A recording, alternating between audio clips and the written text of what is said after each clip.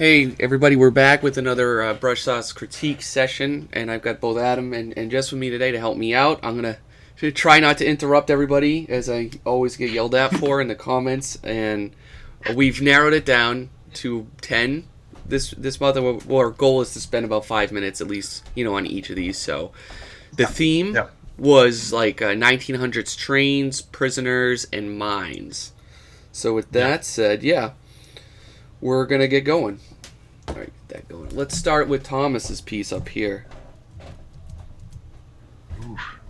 These submissions this week are really this month are really like it's a very tight race. Yeah, Really, Yeah, I like. a lot of these pieces are really ambitious. There's a lot yeah, of immersive environments, interesting architectural choices, design. These are pretty cool pieces. yeah, really. I think the ambition with this one might be just that. It's like almost too ambitious because there's like 10 plus characters. We have these vintage sort of Walker elements, and then we got this expansive environment. And I think because it's so much, you took a lot on, and I don't think Hmm. it's a matter that you couldn't pull it off, but it shows where you cut corners on this. Hmm. Some parts look a little very unpolished compared to others, and there's a lack, for me, there's that lack of consistency among a lot of it. I think it'd help a lot too with this is because there's so many elements. You could mute some of the things like the rocks over on the top left are very high contrast and textured. Mute that back, add a little bit more visual, like maybe some atmospheric fog to separate like the mechanics, the this mech on the right from the background, give them a little bit more pop so the silhouette reads.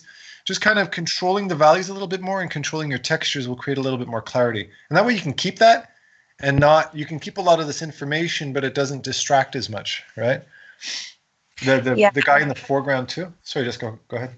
I was kind of getting the same like feeling of like checkerboard focus, like my eye kind of wanting to like bounce around over the whole image. And I can see you're really trying to pull like the center focus right into the middle of the image. But because there was like, the high contrast on the textured rocks, the high contrast on the roof, the high contrast of the figures walking, like there's lots of areas that are calling for attention that aren't necessarily important. And Right. so, yeah, like I was kind of thinking the same thing about balancing the values and finding areas where you can group things together with atmospheric effects and with more Yeah. similar values. And then really pulling the eye into this foreground here where you have this light shining on the figures and the giant mech. Yeah.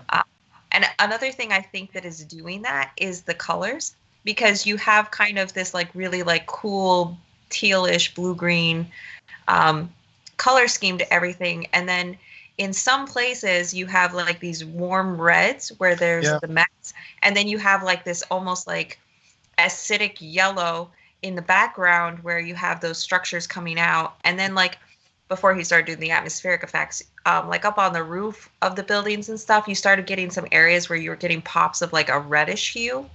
And Mhm. so like to the whites. And so you're getting lots of like contradictory information with the colors. So the warm colors are telling you this is important, but you're kind of scattershotting them across the image. Mhm. And so it's kind of like distracting and doing the same thing that the noisy values are doing. Yeah. But Yeah. yeah, that's what I was trying to do was simplify it. Yeah, a lot of things, right? Yeah. Just competing, right, with each other.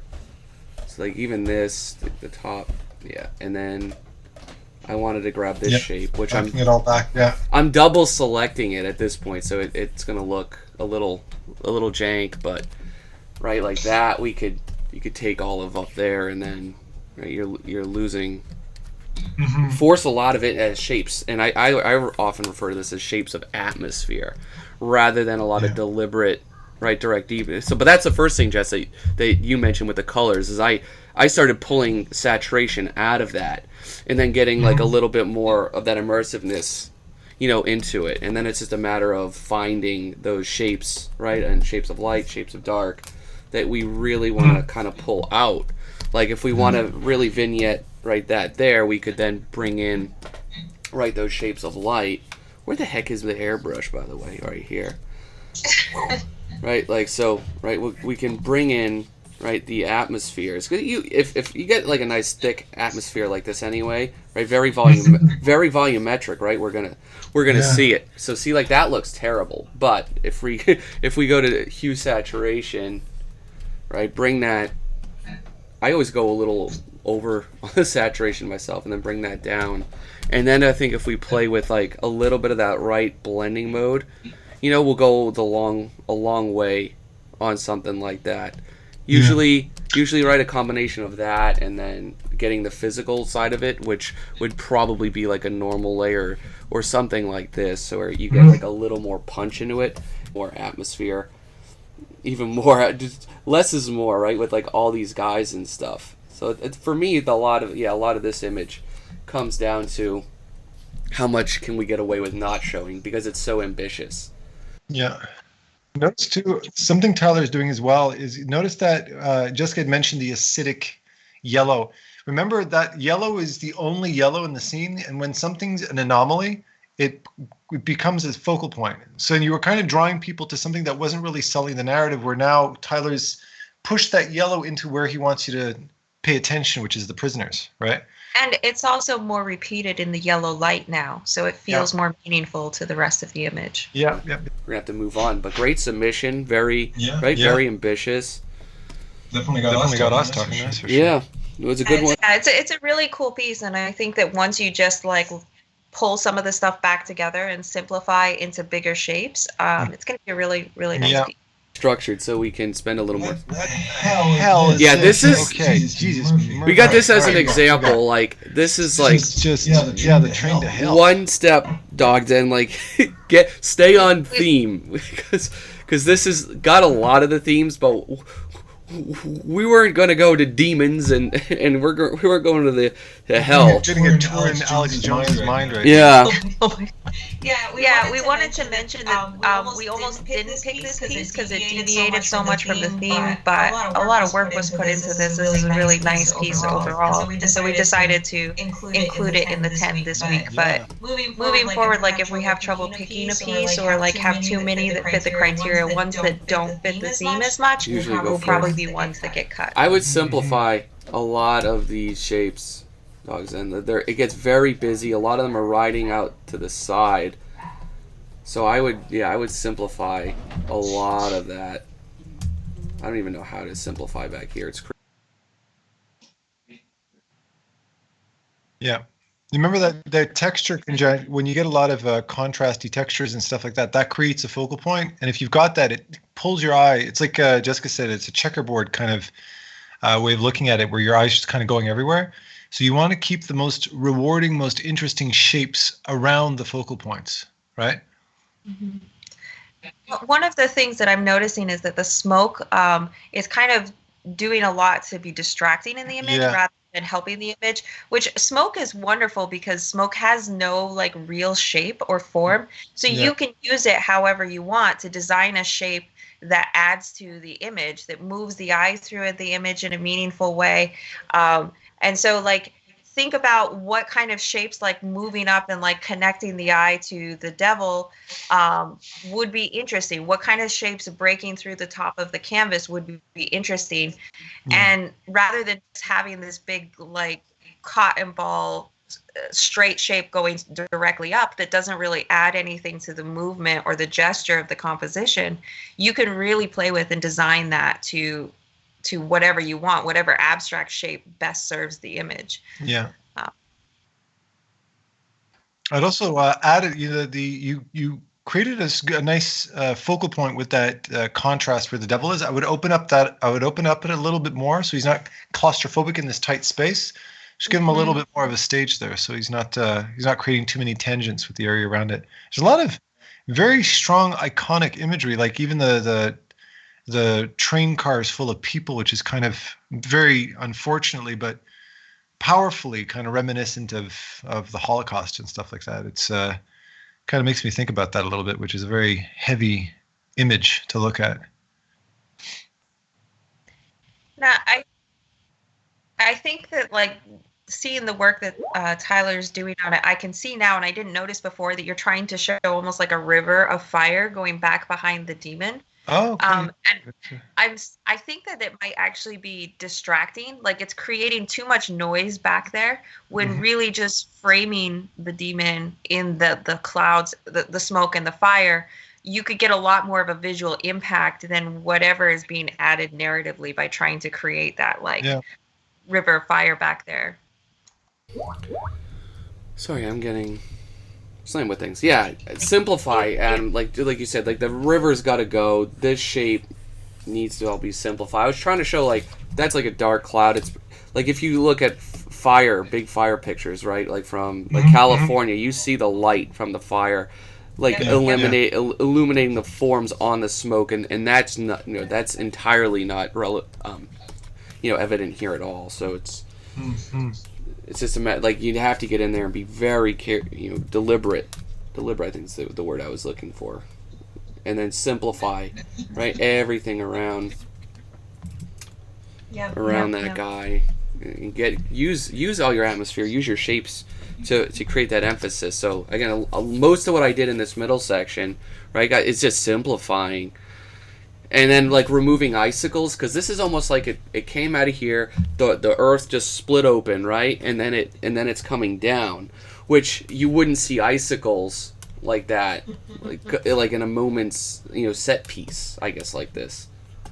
And they're noisy. They're just detracting from all the other areas that are more interesting to look at. There's part of me that wonders too, because you do have this like split between the bright oranges where the train is falling into the earth versus the cool bluish purples of the rest of the painting. But you have that church up there, and I was almost inclined to use the smoke to obscure it, but I feel like the church might be meaningful symbolically to the painting. And there's part of me that's wondering if you just put like a hint of like a sunset behind it, or like that like orange from where the earth is opening up, like just silhouetting the church behind it slightly, like that'll kind of unify the piece a little more and make it more connected, and the symbolism more connected to what's happening down below. Yeah, that's true. If there was a little square inch, that you could put detail into this painting in complicated shapes, you did. So a lot of it, you got to be able to be your own best filter. Be like, what's necessary, right? What's not.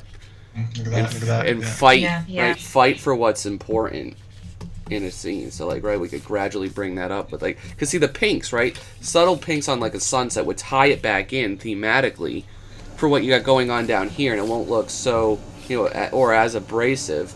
And then it's just like a matter of, which I'm doing a very poor job trying to fit this in like 6 minutes, but right, like this could, a lot of that you see it in sunset. Oh yeah. Oh wow, look at that. Yeah, it adds a lot narratively and emotionally to the scene as well. Instead of the ground above the scene being secondary to the image, now it feels like it's part of the story. It's part of the image. Yeah. And you know what I would do too? I'd put a sign right next to the church that says Jesus saves because he shops at Walmart. Ha ha ha ha. Jess, do you have anything you want to add? No, I feel like we covered a lot of the important stuff. No Jesus references on your end? No, sorry. There we go. So you can do like I have no problems, like you can do like a couple of trees and stuff, sure, just that's keep it like even simpler. I don't know what layer I did that on, but like I guess my intention was to show atmosphere on the back ones, but I didn't leave myself room for that. But yeah, just to soften. I don't know why my thing's not writing, but yeah, I went too far with up there. Definitely cool image, definitely a little too busy. But again, hugely ambitious, man. Like just wow. And it has a lot of potential. That's a lot of ambience. Look at that. And even this one, it's crazy how much you guys how much you are pulling out of a very simple narrative, and you're just going crazy with it. Yeah, I have to say, like, you guys really brought your A game as far as like just designing really complex, thought out pieces. These are really cool. With this one, a lot that works. Yeah. I see some potential scale things, and then it's just the consistency. So this is a cool, like a little Assassin's Creed style image. But right, you got like you got almost pixel perfect rendering of a train here, right? So that's setting your standard throughout the entire image. And that means, particularly too with the guys in the foreground, they're sticking out, and then some of the mid-ground ones as well. So it's like you gotta hide or obscure more of them, drop photo elements, or use more 3D, or or just painstakingly render them, because they are they're not on the level of this yet, and it's in a weird kind of distracting sort of way where it's like it's like a Greg Manchess thing, right? If you guys know him, right, he can paint a lot of information with very few brush strokes, but this isn't kind of riding that line yet. And again, I think that's because you have so much clarity in a lot of these details, like the texturing on the house and everything, right? It's crisp and it's perfect. So then when you see elements, right, and you see the people and they're not, it sticks out even more. Yeah. Now, I think one of the things that I'm noticing is I didn't notice until we were up close and looking at this for a minute that this guy running up had a knife and was going to stab the other person. And that's kind of the heart of the whole piece. That is the story right there. And the way that you've designed the values are not highlighting that. Other than the fact that that figure is the darkest thing, you've put them against a dark structure. You've put a lot of noisy shapes breaking up the silhouettes of those two figures behind them. And so what ends up happening is you kind of lose the moment. You lose the heart of the whole piece. And so I would find ways to, like, maybe you have that light kind of breaking down over the head of the crowds, or the heads of the crowd. Maybe some of that light is coming behind, like where his arm is about to like jab the knife in. So we can see more of that like knife being drawn. I was gonna stick Cat there, because that way, like, you get the coal car right somewhere in tow, like right behind it, and you can just, that's your excuse right there to drop in a very flat graphic, shape. Right behind, at least here, which will help fix some of that. I mean, I don't have the atmosphere on that shape as well, but that would be a good thing to start to consider. It's just like adding that car, which again, I'm not ever going to do that as enough justice in a quick amount of time, but you need something to play off, and then I think you could do the rest of that, right, with atmosphere. So you get that train back there. We don't need any of this. To add to that, I would add too that there's a source of light that you're completely not using yet, and that's the atmospheric light. It's winter, you've got the nice blue light shining on the snow, and have that blue cool light shining down from the top on your character. It'll help to define that three-dimensional form, because right now he's just being silhouetted. Yeah, there you go. Perfect. Yeah. All these cooler tones. Well, there you go. A little bit. You can read the font. Play with that. And then see, like, if that's light, you can go and keep that, right, very dark and graphic back here. So you got like a simple dark shape, a simple light shape. So you're I guess, like, lack of better words or terms, like, you're almost like yin-yanging a lot of these design elements, right? So you can get in there, again, with the right brush, you could do wonders, like see the top of that silhouette, like, just reading really good against all these. Oh, you know what else I would add too? Sorry, Jessica, I didn't mean to cut you. You know, the guard that's actually standing on the train, I'd give him a sign that says Jesus saves, because he shopped at Walmart. No? Oh, okay, maybe. Okay, I'll use it somewhere else. It's fine. One of the things I'm noticing too is that you have the heart of the piece, this interaction, this guy about to stab the other guy, as like directly dead center in the canvas, and it's kind of splitting the canvas in two. And it's really hard to pull off, I think, a center thing as the focal point, and pushing it slightly to one side or the other can help a lot. And I'm noticing that the left side of the canvas, where all of this crowd of people are marching, is less important and kind of feels empty and superfluous. Yeah, see, like, I feel like that's already putting it on the third line makes it a stronger image already. Do we need to see the front of that train? We could cut that right out, couldn't we? Yeah. And then it makes it feel like the world exists outside of the image as well. Yeah. Like, we know that the train keeps going. We know that there's more people outside of that line of, that we can see. But just choosing where to place the focal point can have a big impact on the composition. And then I would simplify. See, like I read this back here. I don't know if you guys do, but to me, this is all just jitter and noise. It's like dee dee dee dee dee dee dee dee dee. You know, it's like simplify it. If you can like show all of that with like a few brush strokes, you know, I'll try to keep in your color palette, but just simplify that to 2 or 3 shapes max. Yeah. And the other thing too is like part of the reason that it looks so noisy is because of the value range up there. So like you could have more detail if the values are very closely grouped. So the eye kind of does what Tyler's doing with his brush for you. So in the areas that are light areas, you want the darkest shadows to still be lighter than the lightest areas of the shadows. So in the light areas, the shadows should still be significantly lighter than the light areas within shadow. So you're keeping the values really closely grouped together. So even if there's a lot of noise or detail or texture, there's still like your eye will merge them all together as one form. Yeah, I was just bringing in a little more. I would filter where that goes, but you could add a little bit more of that light long run to like just choose where you want to like remove it out and stuff and have it, you know, very delicately, unlike what I just did, flowing through and like vignetting right the sides of the characters and things like that. And then right, you can really play up a lot of these elements. You'll bring that down. Subtlety is always the best. Yeah. And I overextended. But yeah, great idea, great image, really well done. Yeah.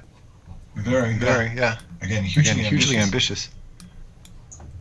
So Arnie, thank you for submitting this. You gotta, I like that you're struggling with colors and that the art looks messy. So you got, I think for that I don't think it's necessarily the drawing in this that's structurally like absolutely terrible, but yeah, it's the edges and your shapes. So if you build compositions or study a process that utilizes your shapes more, then you can just build your layer structure like in your Photoshop where you're just, you know, you gotta mask things off. You gotta use a load of selection tools, and be careful about your brushes because a lot of the times, right, your brushes will make things sloppy. Will make things messy.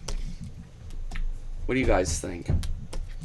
Yeah, I think for me a lot of it comes down to is like edge control and like going back in and cleaning up. Like for me, this would be like an early stage of the painting before I actually will start zooming in and painting some of those forms. So like going into the hat and painting the hat, going in and painting some of those slabs of wood, and I probably put more detail and realism into my painting than some people would like to do. But I think that knowing how to do it can be really helpful. So even if you want to pull back and have more of an impressionistic painting style, knowing how to go in and actually render out these shapes and these forms will be really valuable to you. And then you can kind of choose to what level you want to finish a piece. But some of it like is just like going in and like painting that horse head and then choosing what details you want to lose, but being able to actually like zoom in into the horse and actually define some of the shapes and edges, and create the smooth surfaces and textures that you want to create. You know, like see, like simplifying the background back here, just one shape. You had it doing like a lot of things, and then you know, selecting, or is it the inverse of that, right? So now I can select all that, and then bringing the atmosphere and wrapping that atmosphere over, you know, all of these edges there, which takes, you know, a little bit of practice, right? So we know it's like a little bit bluer, we know it's a little bit more purple in there, right? Oh, I gotta select the inverse. I'm not getting any of this right. All right, and I want to remove that, so I'm just painting over here, right? So like this is a good opportunity, right? So you're bringing this atmosphere, you're killing the blacks. You got to kill the blacks first of all, because that's black and white. And again, I think once you can start thinking of shapes of atmosphere rather than a lot of other literal things, 'cause that's what it comes down to, a little bit more of that literalness. You can work to start to simplify your message, and if you do that with nice, right, controlled shapes, you'll get a lot of mileage, you know, out of that. So like, yeah, that's one version of that, and again, I that's losing. I have to go to almost like normal right like that to really simplify that a lot. But yeah, that's what I would battle with on a lot of things. And then you would soften those edges, so you can. That's a good opportunity. You can blur and soften them because the edges are so out of focus. But overall, they're very clean. So see, for me, this is so distracting having that train smoke as this giant graphical element that's just like. Oh, that's train smoke. Where's the train? And the train is so far away that it wouldn't. Oh, good lord. sense. Yeah. Okay, I see. I didn't see the tiny train. Yeah. Yeah, no, I would definitely. Your concern was with colors. I think it's more of a value issue. It's the dark on dark on dark, and those shapes are merging into each other to create a bit of a distraction. I'd also add that there's a lot that tree and the smoke coming in from the left is creating a lot of weight on the left side of the image. I would crop that entire tree out so we can focus on the rider and the prisoners or the miners, right? Or the prisoners, I guess. So we're kind of basically taking imagine taking the camera and just shifting the whole camera over to the right to get rid of all of that stuff on the left. That way we're walking into the image, not out of it. There you go. Typical daddy thing to say. Yeah. And if you notice, like what Tyler's doing, he's taking soft blues and yellows. If you look at his color picker, they're still extremely desaturated, but it is reading as color. It's reading as light and shadow versus just black and white, charcoaly tones. Yeah, it looks very charcoaly and like not in a good way. It's a good way of putting it. See, I can get more blue. And I'm just using an airbrush. If you actually do this with like more interesting brushes, you can get it looking even better. So see, like up here, right? Same thing. You could pick like the darker color, knock a lot of that into this atmosphere, because right, it's going to be filling a lot of these shadows, and then just decide where you want the highlights to be. Less is more. That's like the big.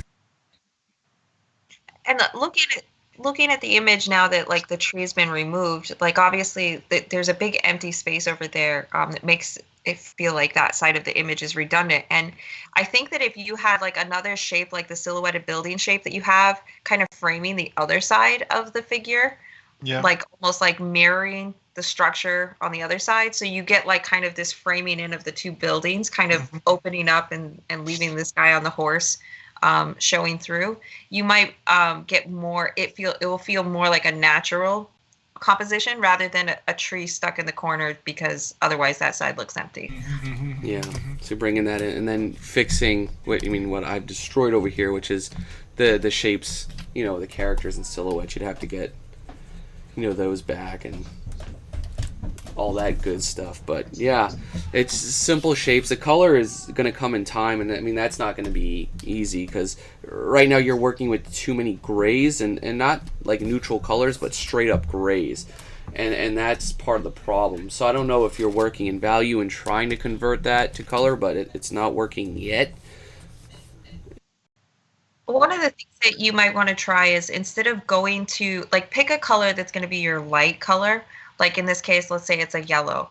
And then instead of putting white anywhere, anytime you want something to be more light, just start adding in yellows. And then anytime you want an area to be more shadowed, start playing in the blues. Just pick two colors on the opposite sides of the temperature of the color wheel, and just start pushing and pulling those as your lights and darks instead of black and white. And you could get a lot of what feels like a value range with very little value shifting just by shifting the temperature back and forth. Yeah, and then you could silhouette, your train and everything back here, and it could be a more subtle thing, and have your tree line, which I'm not going to take the time again to establish, but yeah, same. But it'll keep your focus and your emphasis right where it, where it needs to be. I'm taking way too long on these. Woody, you doing, Woody? Of course.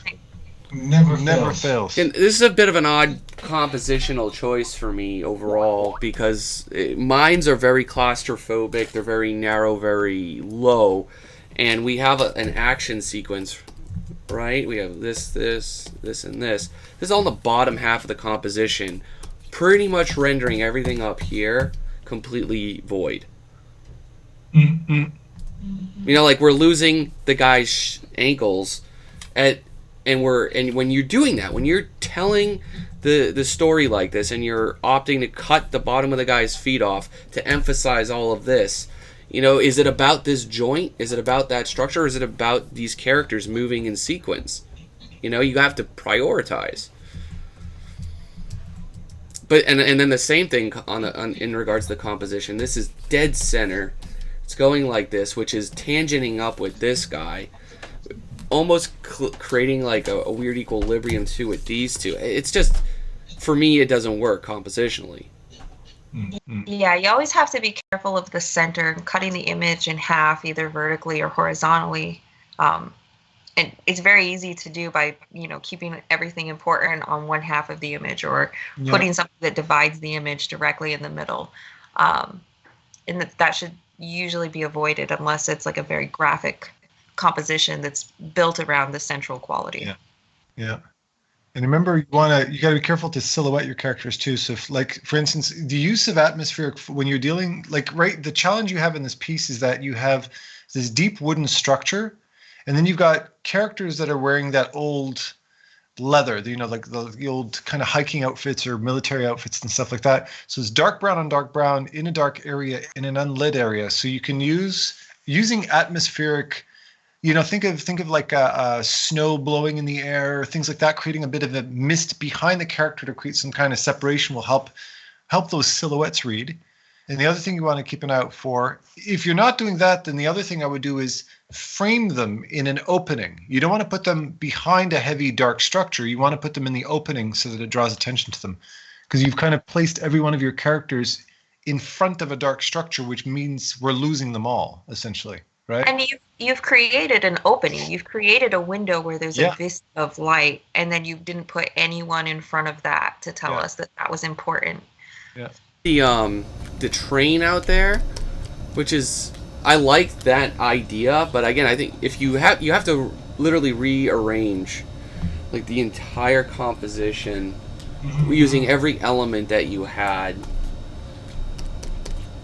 to make it work at this stage. So it's do you want to go, Jess? You go. Oh no, I was just pointing out that the way that you're changing it, you're putting things on third lines, which, you know, sometimes seems like a simplistic answer, but when you're catching yourself consistently putting things directly in the middle of the canvas, just switching that preference to putting things on a third line is going to give you a lot more success with your compositions. And that's just, you know, almost like a universal thing. It just works better unless you can make the composition work from a central one, which is possible and definitely doable. But yeah, it needs to be really designed. It has to be designed around that. Right, so you could de-emphasize some of that stuff. You know, get the guy's head out, and then you got to work on the lighting that Dave talked about. The lighting is right; it's flat. But like the thing that's really catching me with this image is like, what is the focal point? It's not the guy at the edge of the canvas looking out at us because you've lowered him in the hierarchy by putting him at the edge of the canvas and cropping him, which tells us he's not important. It's not the guy in the center of the canvas because you haven't silhouetted him in any way and he's facing away from us. It's not the two guys on the side of the canvas because they're small and far away and nothing's pushing our eye in there. And so like what ends up happening is you have all of these figures but no focal point. Nothing is telling us that one of these guys is what the story is about. And it's almost like the vista is what the painting's about. But even then, it feels sort of like just this little tiny opening in the background that doesn't feel relevant to everything else happening in the foreground of the painting. And also the way that it's placed doesn't feel like it's a focal point either. And so you've really got to choose like where's the heart of the piece? What is all of this painting supporting? What character? And because you have the one guy, like subjective dominance, like in our minds, like human beings, we're drawn to other human beings, and we could see this guy's face. It's the most interesting part to a human being of the entire image. So maybe pulling this guy that's looking back at us like further into the image so he's not cropped off. Maybe having him silhouetted a little better by the vista around him will make him become a focal point into the image rather than just this side character that's cropped off, framing the image. and greens. You can get this guy to pop, which I'm not gonna do in like 1 minute. But see, that looks terrible. Looks terrible. But yeah, you could build these colors up. Warmer greens in here because he's inside. Same with all that. Connect them all, and then Something to draw your attention to as well here is pay attention to how Tyler is working hard to make those characters read. And the reason being is because we're contending with those values. So framing is everything. We did it in the last piece too with the guy on horseback. He cleared out the clutter and the smoke behind the character so he could frame them between the buildings. Well, we could do exactly the same thing here. We have that nice vista opening. Just stick somebody there, and 2/3 of your work in composition is already done. The other thing is leading lines. You've got these nice leading lines leading to the back of to the end of the tunnel there. When you have leading lines, always remember to have a reward at the end of those leading lines. You don't want to use leading lines that lead you nowhere. So if I wanted to make a focal point, maybe having somebody standing in at that end that's very clearly framed at the end of those lines would be a good way of using that space. Yeah, too, you have to right? balance this out better than I'm doing here. But yeah, getting a lot of work to simplify this. Yeah. It's easier to build than to like deconstruct in a lot of cases. I would lasso in that guy in the corner and bring him into the image to make him a focal point. Definitely needs to, and then the gear and stuff needs to it needs a lot of work. But I think it's I don't know how long you spent on that. It takes a while, but that goes to that's like the oldest lesson. It's like if your structure is weak, you could paint all the details as beautifully in the world, but it's still structurally a fairly weak image. And then it's just like the problem was in your first 20 minutes, not anything after that. Yeah. Hey Tim. Okay. Cool. Okay. So we'll keep the pace because Gauging my we time. already helped Tim a good deal with this in the hangouts on Monday. So this is actually Okay. this is actually looking pretty. I mean, structurally this is pretty good. Yeah. Yeah. This is a really cool piece. You did a lot of good work on this. Mm-hmm. Yeah, that's nice. We get very Game of Thronesy kind of vibe going on here. I'm digging it. One of the things that's immediately catching my eye is how black the blacks are. Yeah. And there's for me that almost kind of just wants to see like pull back a little bit from the blacks. Like use the temperature shifts, which you are doing through a lot of the piece. The warms and the cools is really nice. But then in a lot of like this foreground area, it I know like because I've watched you paint some of it that it doesn't go to black, that there are colors. No, yeah, in I there, just sampled it. It's not quite there, but I mean it looks like it is, it's and that's what matters. Yeah. I would just lift the values up. Like for it to be a silhouette, it doesn't have to go that close to black. Our eye is going to read a silhouette with a much less intense contrast. Yep. Here's something too you can use. It'll kind of kill two birds with one stone.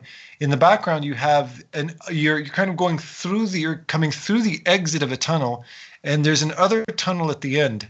And to create it, to help to emphasize that sense of depth and continuity in the image, you can see in the back tunnel that there's an overhead lantern. I would add an overhead lantern into this one as well to create some temperature contrast, help to illuminate a lot of these dark silhouettes, and pull our eye back and forth between the foreground and background. It would definitely benefit the piece a lot to do that.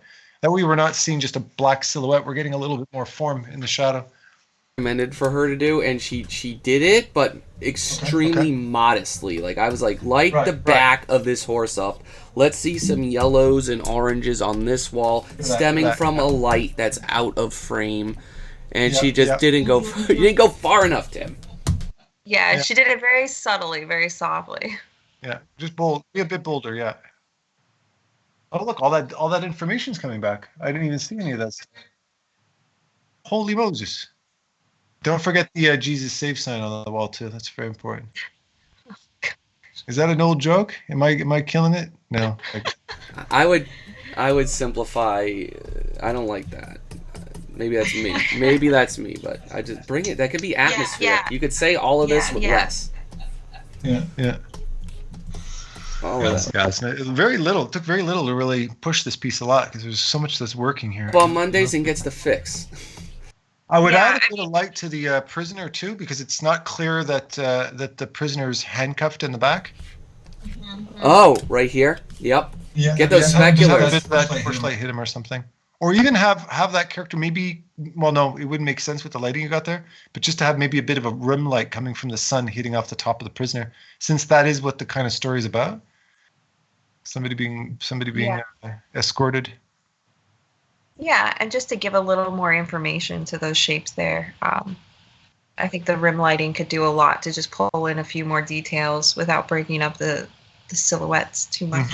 And then I'm going a little on the far side, and then I'd hit that a little bit more delicately. But yeah, like definitely back here on the cuffs, the chain, like the back of the arm here, light that up too. Light everything up. Fuck it, just light it up. Well, not like that, but good job, Tim. This is great. I like it. I'm on the wrong mode somewhere. It's yeah. But I mean, this is a really well designed image. Like the composition and everything is already working. The value structure is working. It's just it's just about subtlety. It's about nuance and just trying to find the right balance. Tuning. Janper, okay. This is that is why this is here first, because I find this interesting and I can't even tell you why yet. But it's kind of like awkward in some ways. It is, but yeah, no, but it is interesting. But not only that, I think in terms of all of the images we've looked at, this is the most character-centric piece where you really bring the actors up to in front of the screen instead of having them passively in the background. So we can really sense the mood of this piece a lot more. And there's a silly side to it too. But look at how nicely this is framed too. The character that's holding the pick, nicely. We can see who we need to focus on. I just maybe take the contrast in the blacks in the shed behind him are a little bit, and not only that, but maybe that that support beam behind the hat, just behind the hat, is playing it a little bit close for me. Just to open it up a bit. Well, no, that support beam, I would probably take that support beam out to open up the head a bit and knock back the blacks on the shadow on the roof of the shed just behind his hat. Mm-hmm. It's a bit distracting. I just tried a couple times. You guys watched me fail, but I'm not like a fan of like this shape. Like this right here, it just it feels too forced, and I think that the track would have to be much broader, in scope. Mm-hmm. Like it's gonna curve. If it's starting to curve here, it's not going to actually curve until it's like a lot, further down. But like that's a thing that, is tricky to fix, but it feels like too tight, right, and too forced, and it's a. Did you notice the Brush Sauce Theater water tower in the back? I just spotted that. Awesome. Isn't that cute? I like that. Almost as good as a Jesus Saves sign. But that's marketing right there, right? You get points for the honorable mention. There you go. We have a winner. Wanted to point out what a good job that he did with the focal point, and then like you have like this one character in the cart is obviously the heart of the piece. This is like the central focus, but then you have these two other characters, and while they are important, they don't compete in the hierarchy of importance. So they make a good like vice president without being like this like central heart of the piece. And you've done that by silhouetting and framing them properly to kind of keep them in their dominance hierarchy throughout the image, and it works really well. Yeah. I like the phonetic spelling of mining. That's very cute too. Technically, that would spell maining. That's an interesting profession. I wonder what a mainer does. What does a mainer do? I'm not sure. Now, I'm curious about the character, the guard with the face mask thing. I think that's a face mask. Is he looking at his watch? The body language is a little bit confusing. I'm not sure what he's doing there. He's kind of the weirdest bit of them all. He's got the mask, which isn't related to them, and he's looking at the time, and he could be standing, but it's like he's squatting because they designed the picture not thoroughly enough so that they can fit in there, because the character itself is probably way too big. So there is a lot of awkwardities, like besides what I was mentioning. And also, like, this chosen to make this like a very like short and long composition, but like if you're trying to like it feels squished, like there's not enough vertical space in the image, then I question the choice to make it such a short, compact format. Like, would it be better like as a more widened aspect ratio?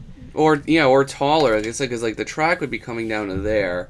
You could have the guys stand. Either way, it's cropped like too close in a sense. I think we'd agree on that, and which is the opposite of like the 8 other ones we've looked at so far, where we've had to kind of do the reverse. I'd actually reiterate something that Jessica said in a piece before, being careful not to over center something. Since he's looking over to the left, I would have him since he's looking over towards the right, I would crop out a bit out of the left so that he's a little bit more, his body's a little bit more on the left of the image. No, the opposite. I would crop a bit out of the left side of the image. Oh, I did the opposite and just added a little bit more on that side too. Okay, there you go. And then I'd add a little more ceiling room, a little more. Yeah. That's how I would frame it, and then you can get in there and really he doesn't have to be awkward, and you can even move him over a little bit. You can open up this a little bit more. I think it would just do a lot of service to this image, and it fixed that problem as well. That helps a lot. Everything just gets fixed. Yeah. And then you get a little more room for the track, which I'm not going to fuss with anymore because I don't have the dexterity in my wrist right now. And then you could even move that a little bit. I would move it up so it's not directly like in line with the other one. Yep. And I think that all that will help. But great job. And like I was trying to say earlier, the materials do look like it all a little too samey. Like the rock here needs a lot of work. The metals here need some work. But overall, it's getting there. Yeah. Good job. Yeah. A lot to like about that. The other Adrian. A lot of acting in this. Yeah, I like the storytelling. Yeah. I'm really liking this. Now we can see, this is leading the eye well. Okay, the first thing, I think compositionally, how you've created that eye flow from the guard in the back to the prisoner who's adjusting his underwear to the guy who's pleading for something, up to the main character. You've led the eye nicely up to the smoking guy. The train is putting a heavy amount of weight, and I would scale that train down by at least 50% and move him up to leave some more headroom for the guy sitting down for sure. And I would also not crop out the sitting guy's feet. I would add a little bit more space at the bottom so that we're not cutting him off at an awkward spot. And it actually cuts off both characters in an awkward spot. I would leave foot room for both characters. Yeah, I almost wonder if you cropped it so that most of the train was like at the top of the image. So the train, like there wasn't the sky visible above the train. So like you just moved the whole image down an inch or two. So we could see the guy, or the overlapping is actually really nice too. And like Adam said, we still need to like remove, or I think in this case, take a lot of that and shrink it or give the effect that it's a lot further in the distance, and definitely like away from these guys, because they were just, it's too much. Either that or you almost do the opposite. You just bring it a little bit closer because it's just too much. Frame it. Is like having to go off the image, and so then it's like more of just a backdrop rather than this big heavy piece. Absolutely, yeah. And by the way, the closer you, just in terms of staging the piece, the closer you have your characters to the whatever it is that they entered into the scene with, establishes the fact that they just came out. If the further you put the train away, the more it's going to feel like that they parked a long time ago and this conversation's been going on. But this makes it a little bit more spontaneous time-wise. It's a little trick. Now, again, we did a lot of restructuring, but see, you get a nice simple shape for your negative space right here, in which I recommend showing no city. It's just not relevant here. Just that's going to be negative space. You fill it with the nice same pretty neutrals we've been using. It's a little very heavy on the gray side. Balance. It looks like he's trying to use like a warm orangish color for the light, would be my guess. Like I noticed it in the backdrop too before it was covered up. So yeah, like he mentions he has a lot of trouble with color. So it looks like you're trying to go with a warm orange for the light, and then so then you want to push the cools maybe like a greenish blue for the shadows. And like you can get a lot with just like choosing that dichotomy of what your highlight color and its contrasting shadow color is. And they don't have to be super saturated. You can keep it feeling very desaturated, but just the like temperature shift will give it the feeling of having color. Yeah. Yeah. Show, yeah. Oh, my Photoshop's thinking a second. I got the wheel of death here. But yeah, I was saying Oh, no. you could lightly start to blur out a few, like the background, but like leave it. The simpler the shape back here, the better. Yeah. Yeah. Like doesn't need much. I would add both of you. Sorry, I didn't mean to cut you. I just want to mention this before I forget. Both of you who mentioned a note said you're struggling with color. In both cases, the problem's not color; it's value. I just want to put that out there because colors can be very neutral and it can still work quite a bit. But your value, your darks on darks, the color, the value of your shadows next to the characters, all of that's competing with each other. Mm-hmm. Yeah, that's a good observation. You'd have to switch it up. Look up, like, for everyone struggling on colors for like this sort of subject matter. Look, these are some palettes from like Nick Shinro that are doing your palette like a lot of service, right? It's like a lot of subtle greens, yellows, and blues. Yeah, that's lovely. Straight up Yeah. blues And and it- purples. Yeah. Look how simple it is. Like it Yeah. really is like, they've chosen like a warm color for the light and a cool color for the shadows or vice versa. And then just kind of explored the edges of that. Yeah. It's in fact the limited number of colors, at least in terms of the main colors, that's making it work. And you overdo colors, you get into these triadic color schemes or these oversaturated colors, or you're trying to throw too many varying hues. That's where harmony takes a hike, right? So it's about limiting your colors, not adding too many of them. Absolutely. Here we go. Very cool, man. Yeah, this is cool. It's got a lot of narrative in it. Some nice temperature shifts, which I do like. Yeah. And this is intense. This is good. I genuinely like this. I think this gun right here is one too many. Remove it. Yeah. Just doesn't need it. Yeah. Note as well that we have leading lines in this. Where are those leading lines leading us? Right now they're leading us to the smoke, right? Both of those leading the guy's arm, the guy's gun, those are both pointing our eyes to the smoke, and there's nothing happening in that smoke.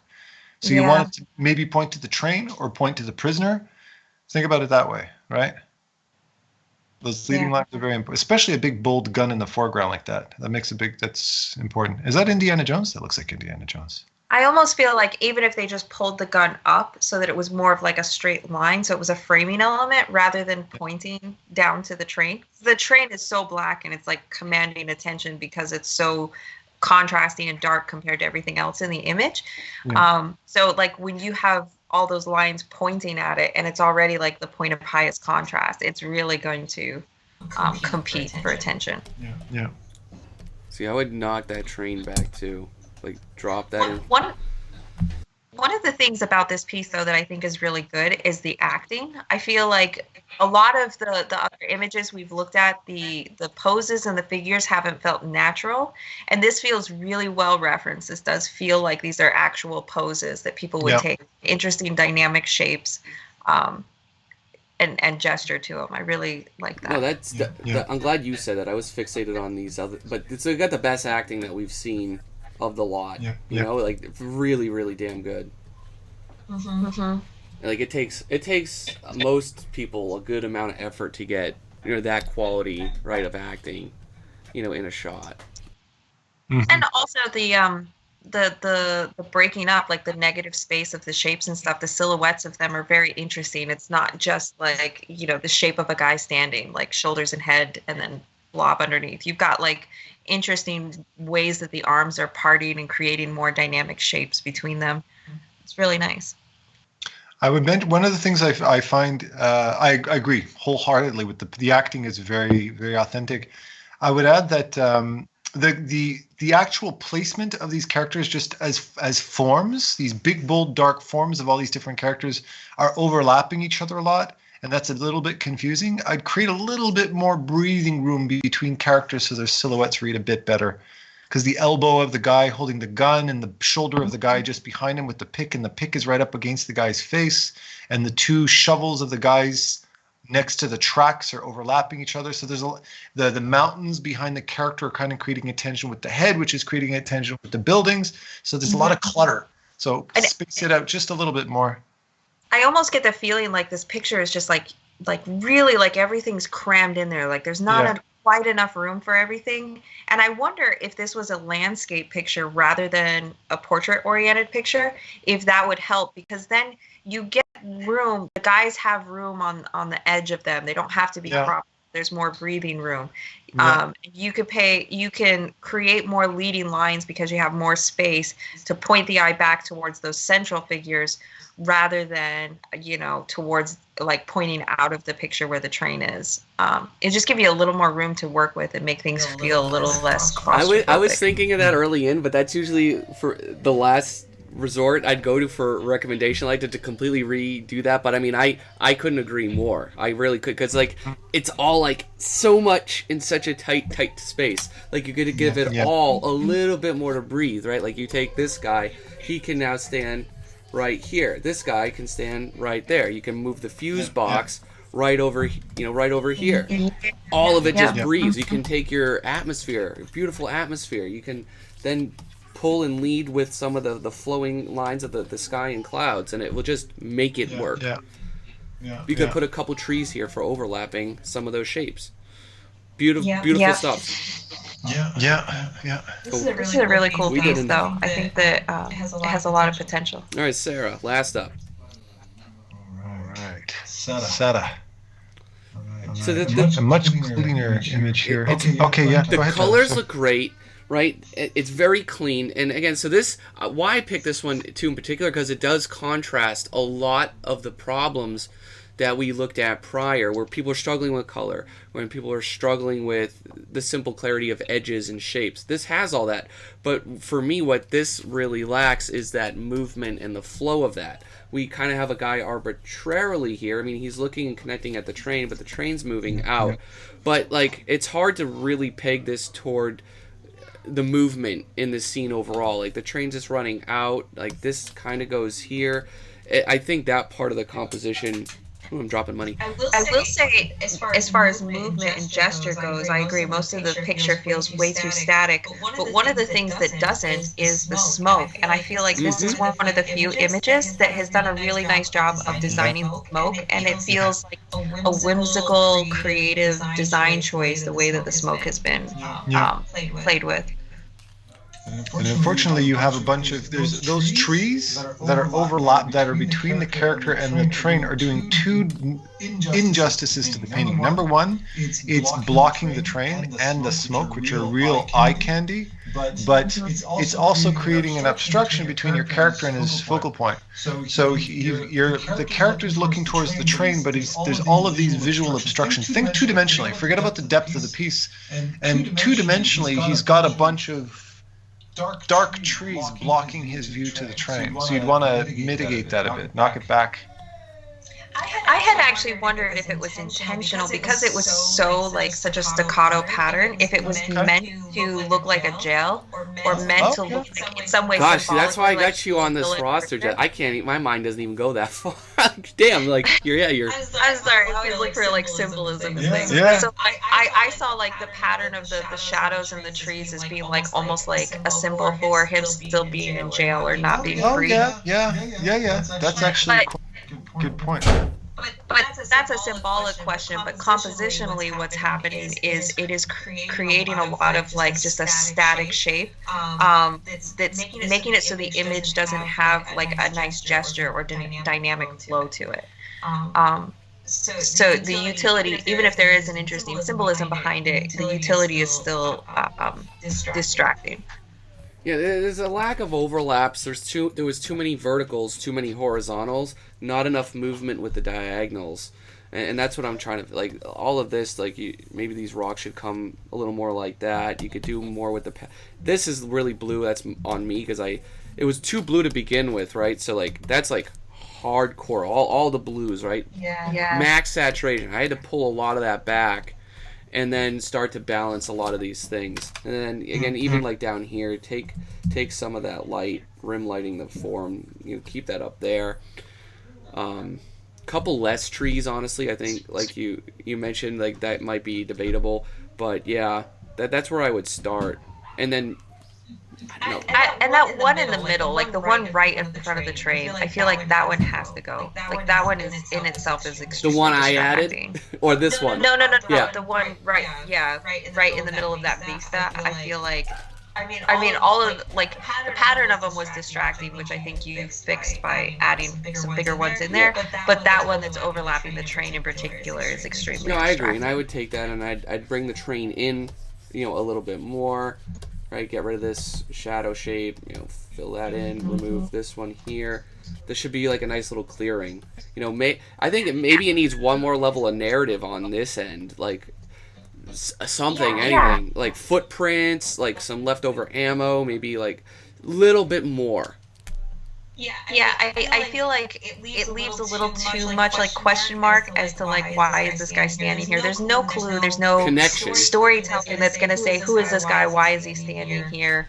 And then also his pose doesn't tell us anything. He's literally standing like straight as a tree, staring at the train. And so I wonder another figure. It needs some narrative interacting in element. some way. Yeah, it needs something else there to give us more information about him to make it interesting. Okay, well, think about it. You've got the word plotting on the bottom left, right? And that's giving us a mood. That's giving us an action. So it's a tricky one, but when you remember something very important about acting, posing, animating, anything that requires acting, is don't act on your ass. Act on your feet. If you're trying to think of a pose, if it's all in your head, then you're going to draw something static like this because his character's thinking about plotting, it should almost but he's say not that. acting plotting. So it has to be a physical act that your audience has to read, right? So Like get up if- and do it with your feet and see what it If feels like. he was standing there, maybe crouched over, and he's watching a partner over here lifting a stone up, and underneath that stone is like a lot of things that they're hiding for their plot. Like maybe there's some paper in a box, there's extra guns they've stolen, and they're hidden right underneath the rocks. The narrative starts weaving a lot deeper, and you don't have to write a word like plotting for us to get that message. Because I didn't even see that until you said that. Funny enough. But yeah, good piece, and again, it really contrasted a lot of the ones we talked about prior in terms of what's working, what's not working. But I think overall, very good, guys. Yeah. This is probably one of the strongest groups of images I think we've seen. Yeah, very like just competitively good, like really awesome. All right, I paused Guys, so it we're there. back. This is the video part we are recording. These are our favorite. All right, Tim's is up. I think first, Tim's is and one of- then and then our two runner-ups was Thomas and again here. Very good stuff. And so these are now the changes that you guys can actually see because they're the only ones I didn't close open that I wish I didn't rush through them a second ago to close them all. But yeah, just some atmosphere, a couple recomp stuff on this spacing. But again, Tim, we were adjusting your stuff. But yeah, that was the podcast version where it was all audio feedback. So sorry about that, guys. We'll do better next time. It's all my fault, by the way. My fault. But Technically. really beautiful work, Yeah. everyone. All right. All of them. Every submission was absolutely fun. Like it was a really fun week to critique this week. So really, my hats off to everybody. We had who submitted this. a great time, even though I you... can tell too that like the reference gathering that was done for this critique, like you guys did a great job gathering reference. The stuff was really well researched. Right, guys, thank you for helping me do this audio version of the critiques, and Oh, thank you guys. You know what you need, The Tyler? challenge Y'all- info is next. That's what you need. Y'all need Jesus. Yes.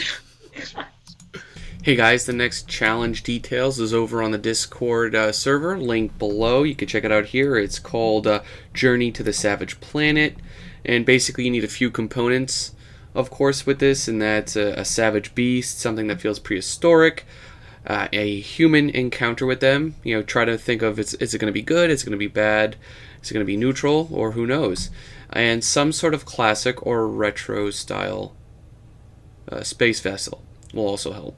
Yeah, so other than that, the Patreon is launched. I recommend just go check it out if you're into more thorough learning and content. I got a lot of posts, over almost 40 tutorials already loaded up and ready to go for those interested. You can view it, of course, all on my site. There's the various categories, and I have a lot planned and a lot coming soon. All right, so take care, guys.